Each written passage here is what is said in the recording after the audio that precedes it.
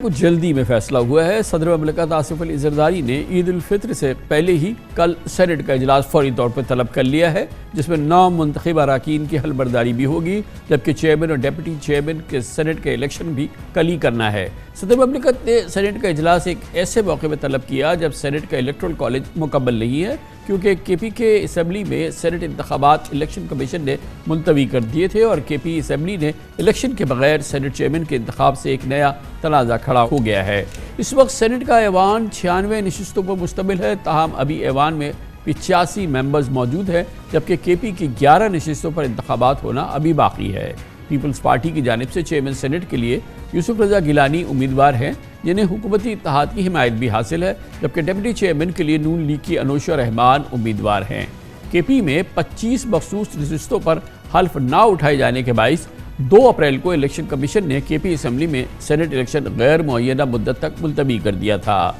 PTI के मुताबिक senate का इंतखाबी अमल अभी मुकम्मल नहीं हुआ। पीटीआई ने केपी की नुमाइंदगी के बगैर चेयरमैन डिप्टी चेयरमैन सेनेट के इंतखाब को गैर कानूनी और गैर आइनी करार दिया है। पीटीआई ने चेयरमैन और डिप्टी चेयरमैन सेनेट के इंतखाबात के बॉयकॉट का भी ऐलान किया है और आज इस्लामाबाद हाई कोर्ट में भी दरख्वास्त दायर की, जिस पर आज ही chief justice Islamabad high court justice Aamir Farooq ने समाअत की और इलेक्शन कमीशन को नोटिस भी जारी कर दिए हैं। इंतखाबात के बाद ऐवान बाला में किसकी क्या पोजीशन होंगे, जानते हैं इस रिपोर्ट में।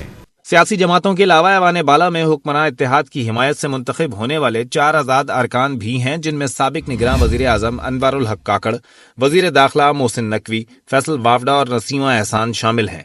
59 नशिस्तों के साथ हुक्मरान इत्तेहाद क्लीन स्वीप करते हुए न सिर्फ यूसुफ रजा गिलानी को बाआसानी चेयरमैन सेनेट मुंतखब करा सकेगा, बल्कि इसके सामने पार्लियामेंट के दोनों ऐवानों में किसी किस्म की कानून साजी के लिए भी कोई रुकावट नहीं होगी। दिलचस्प बात है, नामुंतखब सेनेटर्स ने ईद के पेश नज़र कल सेनेट इजलास मुनक्किद करने पर एतराज़ आयद करते हुए कहा कि इजलास के अगले दिन ईद है, आबाई इलाकों से सफ़र मुश्किल होगा। इस सूरत हाल में इतलात है कि हुकूमती इत्तेहाद की जानिब से चार्टर्ड तैयारी के ज़रिए सेनेटर्स की आमद व रफ्त का बंदोबस्त किया जा रहा है। यकीनन कोई बहुत बड़ी ज़रूरत है या कोई बहुत बड़ी जल्दी है या कोई शायद इस किस्म की ज़रूरत है। इस पूरी सूरत हाल पर बात करते हैं, हमें ज्वाइन कर रहे हैं जनाब अहमद बिलाल महबूब, एग्जीक्यूटिव डायरेक्टर पिलदार। बहुत बहुत शुक्रिया अहमद बिलाल साहब। ये फरमाइएगा कि बड़े अचंभे की बात लग रही है कि एक जानिब तो ज़ाहिर है कि ओवरऑल जिस तरह से मखसूस नशिस्तों का मामला केपी असम्बली के अंदर है, वो खुद ज़ाहिर है कि उसमें बड़े इबाम भी हैं, सवालात भी हैं, शुकूक हैं, शुबात हैं, और दूसरी जानिब अभी इलेक्टोरल कॉलेज मुकम्मल नहीं हुआ है और केपी की ही वजह से, लेकिन उसके बावजूद बहुत तेज़ी से फ़ैसला किया गया कि कल ही हलबरदारी हो जाए और फिर चेयरमैन और डिप्टी चेयरमैन का इलेक्शन भी हो जाए, कॉलेज मुकम्मल हो ना मुकम्मल हो, ईद है अगले दिन, सब कुछ काफ़ी गैर मामूली लग रहा है।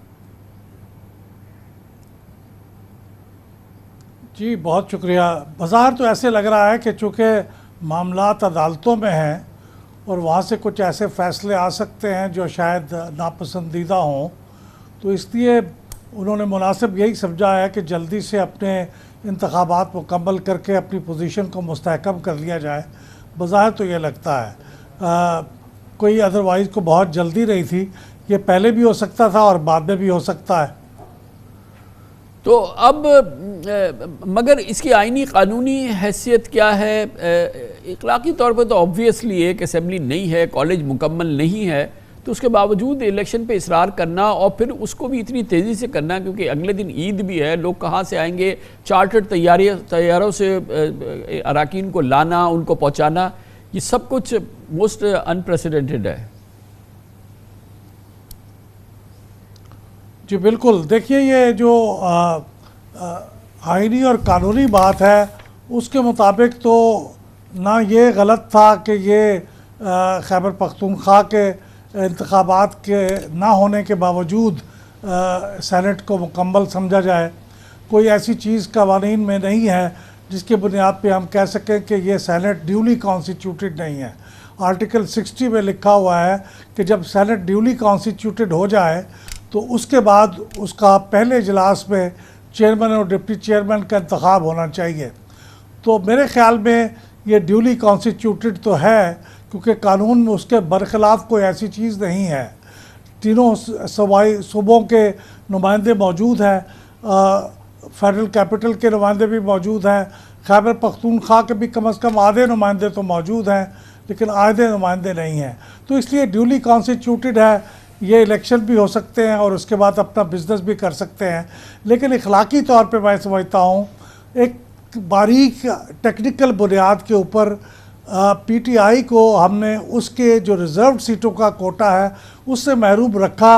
ये इंतहाई गलत बात थी, बुनियादी तौर पर गलत बात थी, जिसकी वजह से फिर ये सारी खराबियाँ बदस्तूर पैदा हो रही हैं और आने वाले दिनों में भी पैदा होती रहेंगी। क्योंकि असूली तौर पे यह बात गलत है कि एक पार्टी के नुमाइंदे जब बहैसियत एक पार्टी के मौजूद हैं तो फिर उनको उनकी रिज़र्व सीटें ना देना, ये बड़ी ज़्यादती की बात है।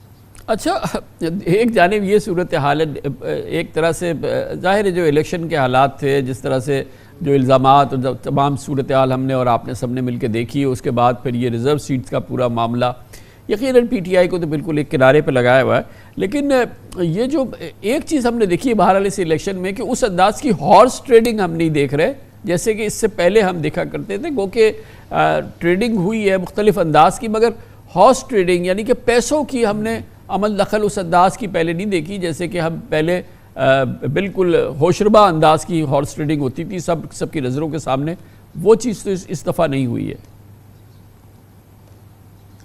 कम अज़ कम ये बात बड़ी हौसला अफजा है। सदारती इंतखाबात में भी ऐसी कोई शिकायत सुनने को नहीं मिली, बल्कि वो जो हारने वाले उम्मीदवार थे सदारती, उन्होंने तो बरबला इस बात का इजहार किया कि इस दफ़ा कोई शिकायत नहीं है कि किसी ने सदारती इंतखाबात में पैसे लेके वोट दिए हों। और यही कैफियत सेनेट के इलेक्शन में थी। ये भी एक बहुत बड़ी इम्प्रूवमेंट है कि लोगों ने अपनी अपनी पार्टी को लोगों को वोट दिया। लेकिन ये भी एक दिलचस्प हकीकत है कि 3 लोग इंडिपेंडेंट मुंतखब हुए जो पार्टियों के नहीं हैं, लेकिन पार्टियों ने उन्होंने किसी न किसी वजह से उनको अपनी सपोर्ट मुहैया की और वो मुंतखब हुए। तो पैसे तो उस पर नहीं चले, लेकिन असर और रसूख का इस्तेमाल तो ज़रूर हुआ। लेकिन असल बात यह है कि कानूनी और आइनी बहुत से पहलू पैदा हो गए हैं, जिसमें एक इतनी बड़ी पार्टी जिसके पास 80% नशिस्तें हैं एक सूबे की, उसको ये हक़ हासिल नहीं है कि वो रिज़र्व सीटें हासिल कर सके और उसके हिस्से की रिज़र्व सीटें जो 25 के करीब है वो दूसरी पार्टियों में बांट दी जाएँ। तो ये बात बड़ी ऑड है। ये टेक्निकली शायद दुरुस्त हो, लेकिन मैं समझता हूँ कि कानून की भी सही इंटरप्रिटेशन की जाए तो ये दुरुस्त नहीं होगा। और फिर उसकी बुनियाद पर जाहिर है कि पूरी उसकी जो सेनेट के अंदर प्रेजेंस है वो बुरी तरह से उसको जक पहुंची है। जी हाँ, पीटीआई पहले से भी सबसे बड़ी पार्टी थी पीटीआई सेनेट के अंदर इन इंतखाबात से पहले। और अगर ये इंतखाबात हो जाते हैं खैबर पख्तूनख्वा में भी, तो फिर पीटीआई भी एक बार फिर सेनेट में सबसे बड़ी पार्टी होती। उसके पास अक्सरियत तो ना होती, यानी 50% से ज़्यादा नशिस्तें तो ना होती, लेकिन वो सबसे बड़ी पार्टी होती। इस लिहाज से सबसे ज़्यादा असर और रसूख उसे हासिल होता। लेकिन अब ज़ाहिर है कि इन इंतखाबात के ना होने के नतीजे में वो सबसे बड़ी पार्टी अभी तो नहीं बन सकी, लेकिन जब भी इंतखाबात होंगे मेरे ख्याल में वो सबसे बड़ी पार्टी तो बन जाएगी। लेकिन वो सेनेट के चेयरमैन और डिप्टी चेयरमैन के इंतखाबात में अपने उन वोटों से महरूम हो जाएगी, जिसकी बुनियाद पे शायद वो किसी एक सीट पे कामयाबी हासिल कर सकती, अगरचे वो भी मुझे मुश्किल दिखाई देता। बहुत बहुत शुक्रिया जनाब अहमद बिलाल महबूब हमारे साथ थे। कमर्शियल ब्रेक, उसके बाद हम जिक्र करेंगे कोशिश हुई SIFC के ज़रिए कि पाकिस्तान में की मईशत को जो स्मगलिंग के ज़रिए नुकसान हो रहा है उसको ठिकाने लगाया जाए, इस मसले को हल किया जाए। अफगान ट्रांजिट ट्रेड के हवाले से इसमें कामयाबी भी हुई, लेकिन बलूचिस्तान से तेल की स्मगलिंग न सिर्फ ये कि जारी है, बल्कि लगता ये है कि उसमें मज़ीद तेज़ी आ गई है और रोज़ाना करोड़ों डॉलर का इस वक्त तेल जो है वो स्मगल होकर पाकिस्तान पहुंच रहा है, जिससे पाकिस्तान की रिफाइनरीज़ और मार्केटिंग कंपनीज़ मईशत और ख़जाने को बेपनाह नुकसान पहुंच रहा है। इसकी कैफियत हम आपको दिखाते हैं। बहुत ही सीरियस मौजू है। छोटे से वक्फे के बाद